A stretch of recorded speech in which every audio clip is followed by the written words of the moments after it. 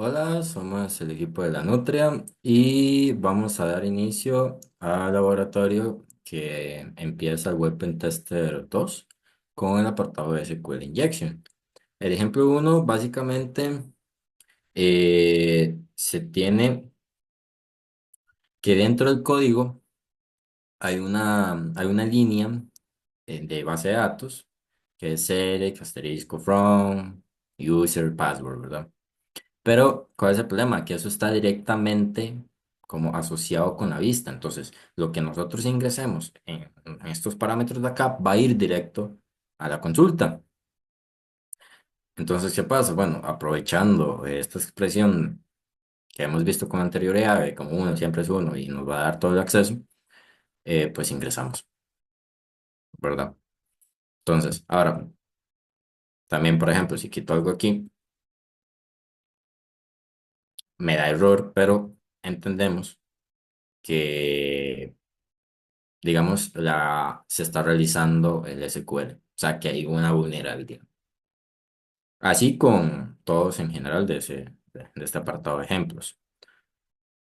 Ahora, con este de acá, ¿qué pasa con el 2? Pues bueno, que el programador piensa que ya poniéndole el limit, la función limit, eh, cubriría, digamos, la vulnerabilidad anterior. Pero si hacemos una pequeña modificación, agregando justamente el limit, tenemos el acceso. ¿Y cómo evitamos estos dos? Pues bueno, realmente es sencillo.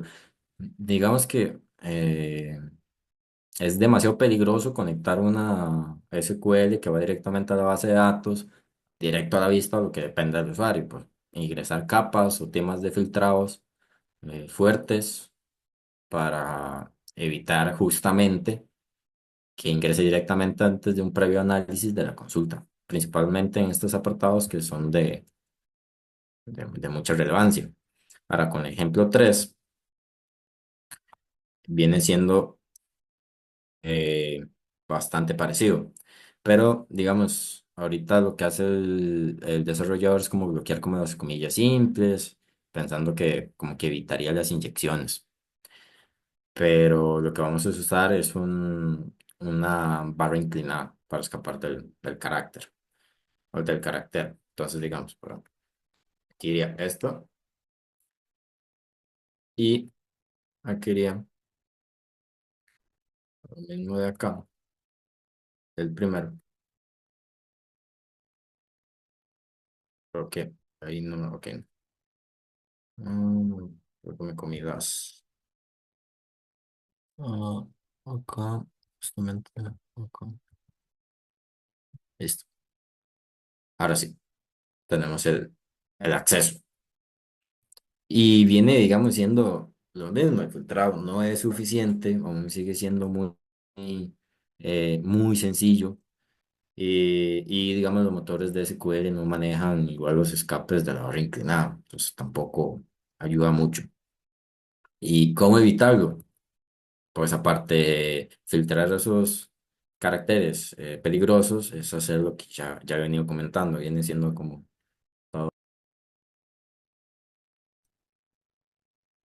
Ok, ahora para el ejemplo 4, en este ejemplo, el parámetro que está señalando Gerald, ajá, está codificado en URL, donde el porcentaje 3D es igual al símbolo de igual.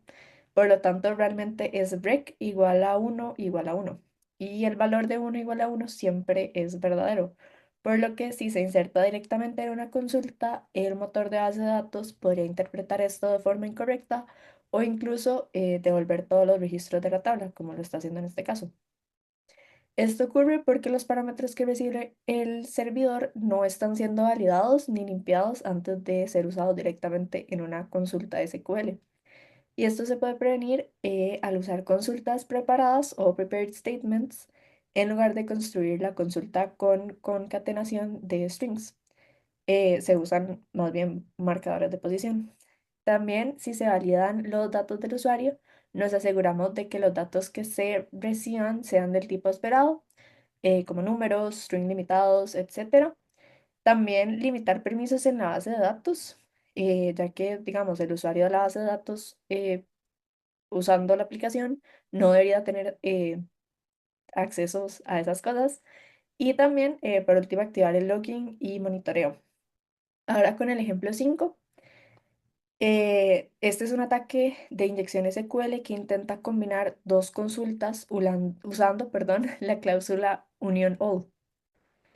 Y el objetivo es obtener datos de otra tabla, o sea, de la tabla users, aunque no esté pensado para ser accedida desde esta parte del sistema.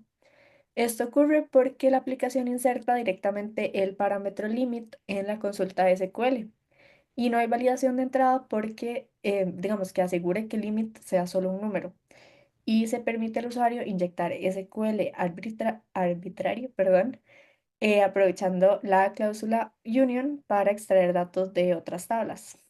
Esto se puede prevenir si nunca se inserta directamente valores sin validar en cláusulas sensibles como lo son limit u order by. También si se valida que limit sea un número entero positivo.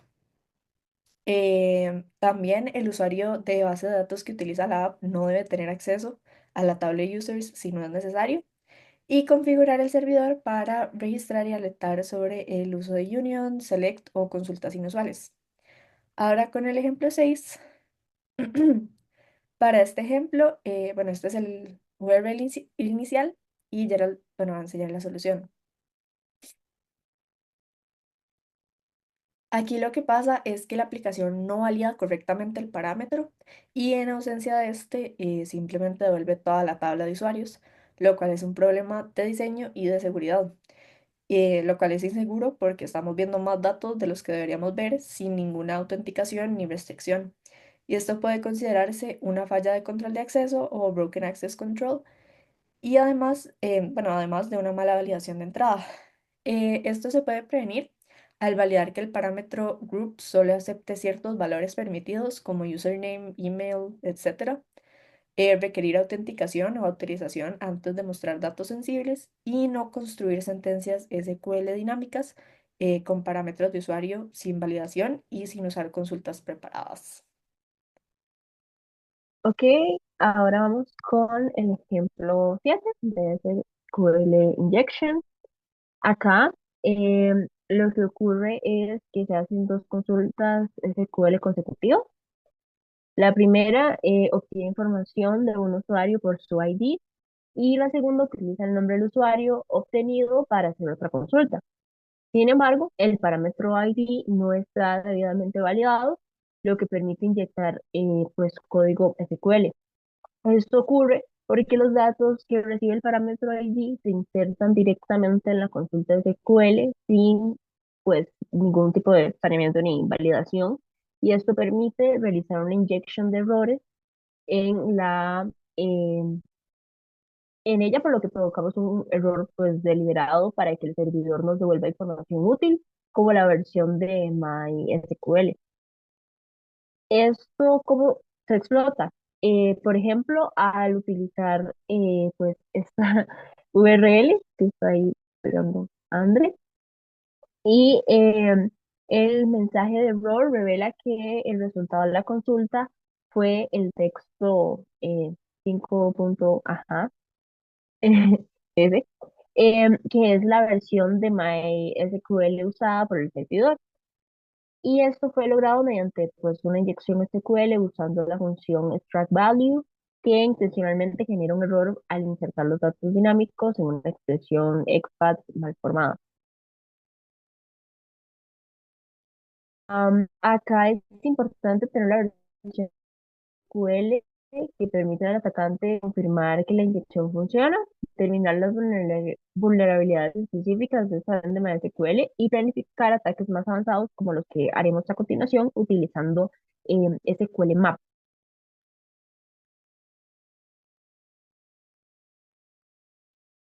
Con esto, ajá, no sé si le queda con, ajá, esto nos permite obtener todos los registros de la base de datos. ¿Y cómo lo podemos prevenir? Pues utilizar consultas preparadas o parámetros en las consultas de SQL, no mostrar mensajes de error detallados al usuario y también se puede prevenir pues validando cualquier entrada proveniente del usuario. ¿Ok? Ahora vamos a ir con el ejemplo 8. Acá, primero aclarar que se hacen dos usuarios. Entonces, vamos a hacer los dos usuarios.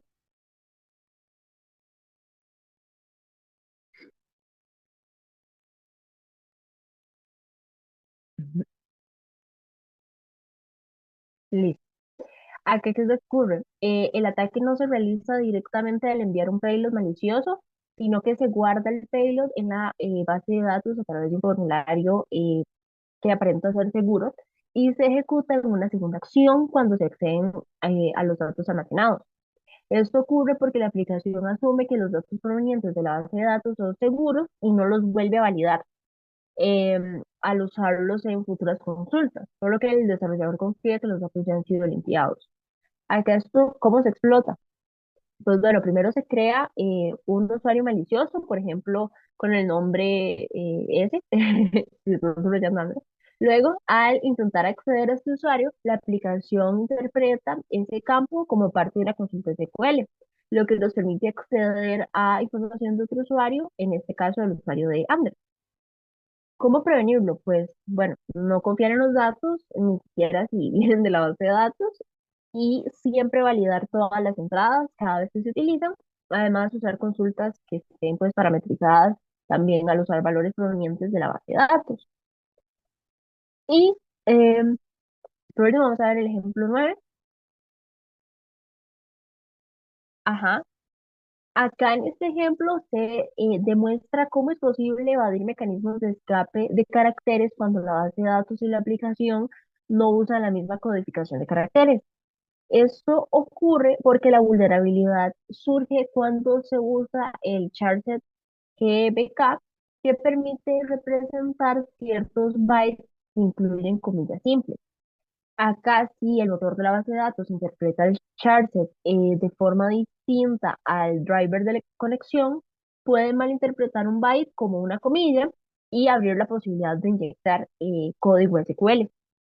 Esto se explota utilizando un nombre de usuario como ese que está subrayando Android, y esto se interpreta como una comilla más inyección.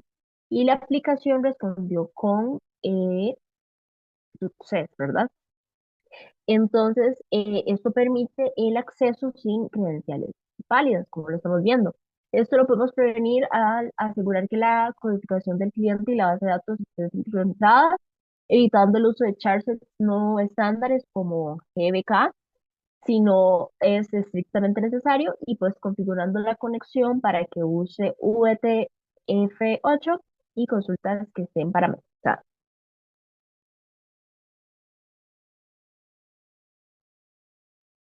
Bueno, ahora vamos con el apartado de Authorization. Bueno, con el ejemplo uno, o lo que, bueno, queremos buscar en este apartado es ingresar al sistema como de manera legal, pero luego aprovecharnos de eso para hacer como varios trucos bastante sencillos que nos van a dar información de otros usuarios, de los cuales, digamos, nosotros con nuestro perfil ingresado vamos a acceder a los otros usuarios. Este ejemplo, el número uno, básicamente, pues, lo que nos muestra es como la vulnerabilidad o lo mal planteado que está la página. Por ejemplo, nosotros podemos acceder aquí a los archivos que tenemos como user uno, y yo aquí puedo hacer el logout. Se supone que aquí yo ya no debería de ingresar a la página, a las páginas que les acabo de mostrar. Pero si yo lo pongo como URL, ingreso. Y se supone que ya estoy logout. Y si de hecho yo cambio y pongo 2, ingreso a mi archivo 2. Ahora, para explotar aún más, porque bueno, si ya tengo, ¿verdad? No hace mucho sentido ingresar a algo que ya tengo, o que ya puedo ingresar con inicio y contraseña. Lo que vamos a hacer es acceder a otros usuarios. Por ejemplo, acá. Al igual que el anterior, en los dos archivos, puedo ingresar normal. Pero ¿qué pasa si aquí arriba? Sé que si pongo 2 voy al archivo 2 mío. Pero ¿qué pasa si pongo 3? Entonces, se supone que debería tirar un error porque no existe un archivo 3. Pues ingreso al primer archivo del user 2. Y si pongo 4, igual. Y si creo que hay más, bueno, ok, ya no hay más usuarios, solo son esos dos. ¿Y por qué básicamente se da esto? Porque realmente no se está utilizando como medidas de seguridad apropiadas para la autentificación de usuario y que las llaves, eh, cuando uno ingresa, se mantengan y como que te confirmen que vos estás ingresando y que no estás ingresando y que no se mantenga ni en memoria caché ni en lo que sea. Entonces, con esto con ejemplo 2. Ahora, con ejemplo 3. Ok, bueno, el ejemplo 3 más bien es sobre edición no autorizada. Y lo que pasa es que como user uno podemos editar nuestros propios datos. Pero si cambiamos la URL o el ID en el formulario para editar este /infos /2, podemos editar información de otros usuarios. Ujú. Esto se debe a que el sistema no verifica que el usuario actual sea dueño del recurso que está modificando. Y el backend confía en lo que viene del usuario o, bueno, del formulario, digamos. Esto se puede evitar al nunca confiar en los datos que son enviados por el usuario y antes de permitir la adición de un recurso, verificar que pertenezca al usuario autentificado, perdón.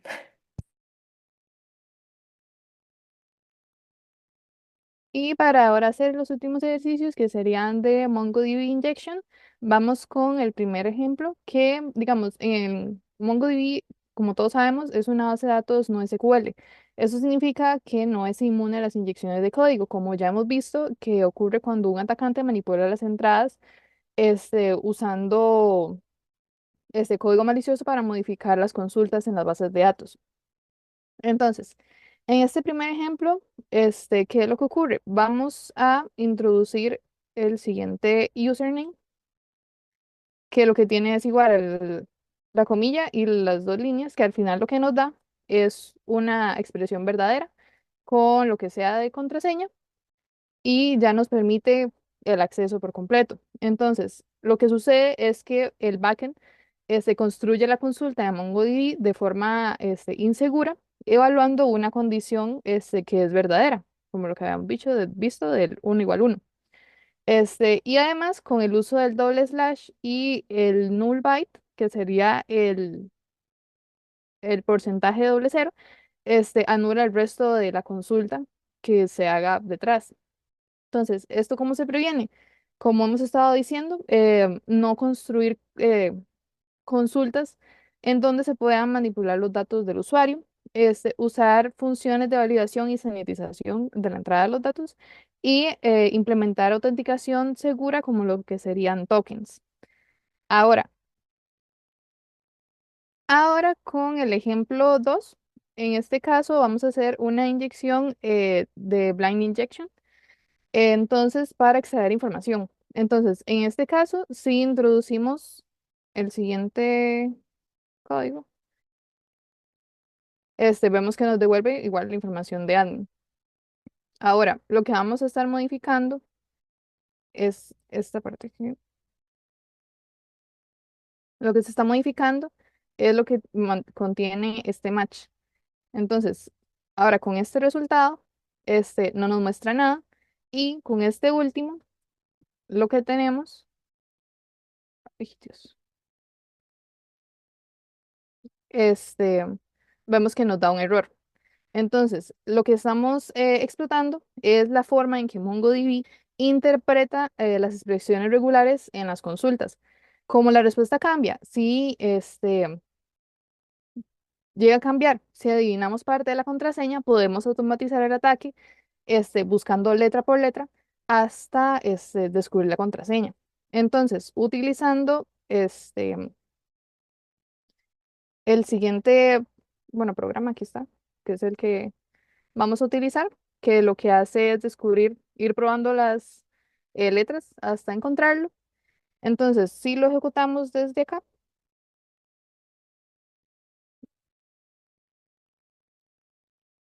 y le introducimos la IP que estamos utilizando, empieza a descifrar poco a poco la contraseña hasta dárnosla, que sería pues esto que está acá. Entonces, ¿cómo se previene cómo se previene este ataque? Nunca permitir que los parámetros de usuario se inserten directamente en las consultas, usar control de acceso escrito y configurar firewalls y monitorizar los patrones de tráfico para que no se filtre este tipo de información. Hola, nosotros vamos a ahora añadir los ejercicios que nos hicieron falta, que serían sobre Mass Assignment. Entonces, ¿qué es este tipo de ataque? Cuando los desarrolladores comenzaron a trabajar con bases de datos a través de la web, se dieron cuenta de que al escribir SQL a mano era lento y propenso a errores. Por eso nacieron los ARMS, que son los Object Relational Map Makers, eh, que permiten trabajar con la base de datos como si fueran objetos de lenguaje. Cuando se crea un usuario con los valores recibidos desde un formato, desde un formulario tipo user and password, es muy peligroso si no se valida correctamente qué atributos se están recibiendo. Y ahí es donde ocurre el mass assignment. Si el atacante logra enviar atributos adicionales como un admin con algo true, eh, puede modificar propiedades que no deberían, como el volverse administrador, que es lo que vamos a ver en estos ejercicios. Entonces vamos con ejercicio uno. En en este ataques vamos a estar trabajando con un proxy, que sería esta pantalla que se ve aquí. Entonces, desde este ejercicio lo que hay que hacer es primero crear un usuario y al enviar el formulario por medio del proxy, vamos a interceptar el envío de y vamos a modificar a ver, la respuesta del formulario añadiéndole permisos de administrador al usuario que acabamos de crear. Entonces, añadimos esto con valor de true, con un 1, lo subimos acá y ahora le damos forward. Y desde aquí ya nos da success porque accedimos como administrador. Ahora vamos con el ejemplo número 2. Para am, el ejemplo número 2, lo que ocurre es que el desarrollador ya no permite asignar el atributo admin al momento de crear el usuario. Y y parece que está solucionado, ¿verdad? Entonces, ¿qué es lo que hace el atacante? Bueno, pues crea un usuario normal llamado hacker, como está señalando ahí a Andre, y entra a la funcionalidad de edición.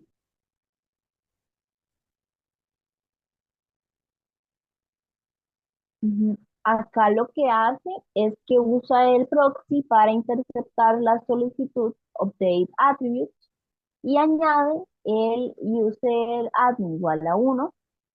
Y sí, y lo añade, como lo está haciendo Andrea ahorita. Ahí ya aparece. Ujú. Esto, pues, ¿por qué ocurre? A ver. Ujú. Ajá. Esto ocurre porque aunque se protegió la canción, no se protegió la actualización, ¿verdad? Entonces, lo que pasa es que el sistema sigue permitiendo modificar todos los atributos em, en el método update attribute, que es lo que em, está ocurriendo. Ujú.